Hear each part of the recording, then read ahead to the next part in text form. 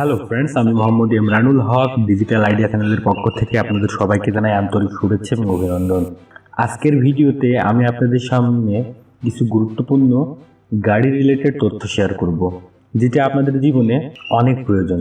অর্থাৎ যারা গাড়ি চালান বা যাদের গাড়ি আছে তাদেরকে অবশ্যই এই বিষয়টি মাথায় রাখতে হবে, না হলে আপনারা যে কোনো সময় পথের মধ্যে বিপদে পড়তে পারেন। তো চলুন ভিডিওটি শুরু করা যাক। ভিডিওটি শুরু করার আগে যারা এখনো আমার চ্যানেলটি সাবস্ক্রাইব করেননি তারা এখনই সাবস্ক্রাইব করুন। এরকম গাড়ি রিলেটেড তথ্যমূলক ভিডিওর আপডেট সবার আগে পেতে পাশে থাকা বেল আইকনটি প্রেস করে অল নোটিফিকেশন অন করে দিন। আজকের ভিডিওটি হচ্ছে গাড়ির ইঞ্জিন ওভারহিটের কারণ এবং তাৎক্ষণিক প্রতিকার। যদি আপনার গাড়ির ইঞ্জিন কোনো কারণে ওভারহিট হয়ে যায় তখন আপনি কি করবেন, তার তাৎক্ষণিক প্রতিকার নিয়ে মূলত এই ভিডিওতে আমি আলোচনা করব। বেশি কথা না বাড়িয়ে চলুন মূল অংশে ফিরে যাওয়া যায়। চলার সময় ইঞ্জিন গরম হওয়াটাই স্বাভাবিক, কিন্তু সবসময় যদি গাড়ির ইঞ্জিন গরম হয়ে যায় ও তাপমাত্রা স্বাভাবিকের চাইতে বেড়ে যায় তাহলে চিন্তার বিষয় আছে। ইঞ্জিন ঠান্ডা রাখতে রেডিয়েটরের কুল্যান্ট ব্যবহার করা হয়। কুল্যান্ট এক ধরনের তরল। কুল্যান্ট ইঞ্জিনের প্রবাহিত হয় আর অতিরিক্ত তাপমাত্রা শোষণ করে নেয়। গাড়ি সাধারণভাবে চলার সময় একটু আধটু গরম হতে পারে, কিন্তু তাহলে অবশ্যই একজন অভিজ্ঞের পরামর্শ নিন। আমরা হয়তো অনেকে কুল্যান্ট সিস্টেম নিয়ে বেশি কিছু জানি না। আসুন তাহলে জেনে নেই এই জরুরি বিষয়গুলো। কুল্যান্ট সিস্টেম কিভাবে কাজ করে। কুল্যান্ট সিস্টেম গাড়ির খুব সাধারণ একটি পদ্ধতি। গাড়ির রেডিয়েটরের মধ্যে আর তরল দ্রব্য রাখার স্থানে কুল্যান্ট থাকে, আর এই অংশের উপরে আর নিচে কিছু পাইপ থাকে যেগুলোর মাধ্যমে কুল্যান্ট ইঞ্জিনে প্রবাহিত হয় আবার রেডিয়েটরে ফিরে আসে, আর এভাবেই রেডিয়েটর ঠান্ডা রাখা হয়। আপনার গাড়িতে একটি থার্মোস্ট্যাট থাকে যার মাধ্যমে কুল্যান্ট একটি নির্দিষ্ট স্থানে আটকে রাখে যতক্ষণ গাড়িটি সাধারণ তাপমাত্রায় না পৌঁছায়। রেডিয়েটরে গরম বাতাস বের করে দেওয়ার জন্য থাকে ফ্যান। সেই ফ্যান গরম বাতাস বের করে দিতে সাহায্য করে এবং টাইমিং বেল্ট কভারের পেছনে একটি পানির পাম্প থাকে। সেই পাম্পার কুল্যান্টকে পাম্প করে পুরো ইঞ্জিনে ছড়িয়ে দেয়। কুল্যান্ট ইঞ্জিনের আশেপাশে চক্রাকারে ঘোরে আর তাপ জমা করে, আর এই পদ্ধতির মাধ্যমে ইঞ্জিন চালানোর সময় যে তাপ উৎপন্ন হয় তা কমায়। গাড়ির ইঞ্জিন গরম হওয়ার কারণসমূহ। বিভিন্ন কারণে গাড়ির ইঞ্জিন গরম হয়ে যেতে পারে। গাড়ির ইঞ্জিন গরম হওয়ার কারণ একটু লক্ষ্য করলেই আপনি বুঝতে পারবেন। পরিমাণে কম কুল্যান্ট। এখানে কুল্যান্ট বলতে এক ধরনের তরল পদার্থকে বোঝানো হচ্ছে যা পানির পরিবর্তে ব্যবহার করা হয়। আপনারা আপনার গাড়িতে কুল্যান্ট বা পানি ব্যবহার করতে পারবেন। পানি বা কুল্যান্ট যদি আপনার গাড়ির রেডিয়েটরে কমে যায় তাহলে আপনার গাড়ি অনায়াসেই গরম হয়ে যাবে। গাড়িতে অতিরিক্ত গরম হওয়ার ক্ষেত্রে অন্যতম প্রধান একটি কারণ হচ্ছে ইঞ্জিনে কুল্যান্টের পরিমাণ বা ঠান্ডা পানির পরিমাণ কমে যাওয়া। ইঞ্জিনে কুল্যান্টের পরিমাণ কমে গেলে ইঞ্জিনের তাপমাত্রা ঠিকভাবে নিয়ন্ত্রিত হতে পারে না। অনেক সময় পানি বা কুল্যান্ট লিকেজের কারণে পড়ে যেতে পারে। নষ্ট থার্মোস্ট্যাট।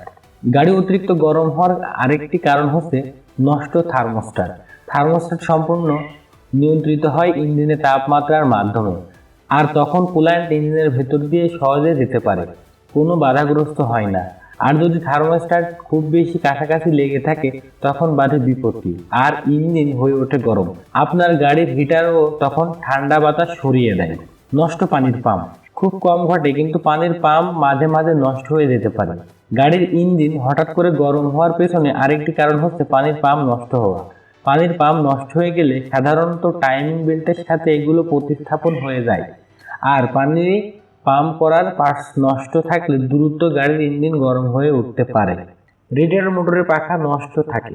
নর্মাল আবহাওয়াতে আপনার গাড়ি যখন চলে হাইওয়েতে তখন নর্মালি কিন্তু যে বাতাস মানে এয়ার কুলিং সিস্টেম, গাড়ির সামনে থেকে যে বাতাস লাগে সেই বাতাসে আপনার ইঞ্জিন এমনিতেই ঠান্ডা হয়ে যায়। কিন্তু যদি আপনি সিটির মধ্যে থেমে থেমে গাড়ি চালান বা জ্যামে গাড়ি চালান সেক্ষেত্রে কিন্তু খুব দ্রুত গতিতে গাড়ি নিয়ে আগাতে পারবেন না। তখন আপনার গাড়িতে ন্যাচারালি যে ঠান্ডা হওয়ার সিস্টেম সেটি কাজ করবে না। তখন রেডিয়েটারের মাধ্যমে তার পাখা ঘুরিয়ে ইঞ্জিনকে ঠান্ডা করতে হবে। কিন্তু কোনো কারণে যদি আপনার রেডিয়েটারের পাখা নষ্ট থাকে তখন আপনার রেডিয়েটারকে ঠান্ডা করতে পারবেন না আপনার রেডিয়েটার মোটরের পাখা। তখন নর্মালি আপনার গাড়ির ইঞ্জিনটি অতিরিক্ত হিট হয়ে যাবে। তাই আপনাকে মাঝে মধ্যেই আপনার গাড়ির রেডিয়েটারের পাখা চেক করে দেখতে হবে। এখন জেনে নেওয়া যাক তাৎক্ষণিকভাবে কিভাবে সারাবেন এই সমস্যা বা এর প্রতিকার কি। প্রথমত আপনার গাড়ি যদি পথের মধ্যে কখনো ইঞ্জিন হঠাৎ করে গরম হয়ে যায়, সেটা আপনি বুঝবেন কিভাবে? সেটা আপনি বুঝবেন আপনার ড্যাশবোর্ডে যে হিটিং সিস্টেমের একটি সিগন্যাল থাকে, সেই সিগন্যাল দেখে বুঝবেন আপনার গাড়ি ওভারহিট হয়েছে কি না।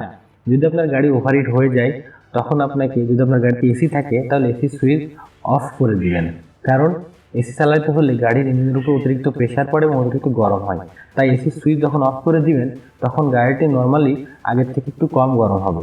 দ্বিতীয় যেটি করবেন সেটি হচ্ছে 30 থেকে 60 মিনিট আপনার গাড়ির ইঞ্জিনটি বন্ধ করে রাখুন। তাহলে নর্মালি আপনার গাড়ি না চললে ইঞ্জিনটি ঠান্ডা হয়ে যাবে।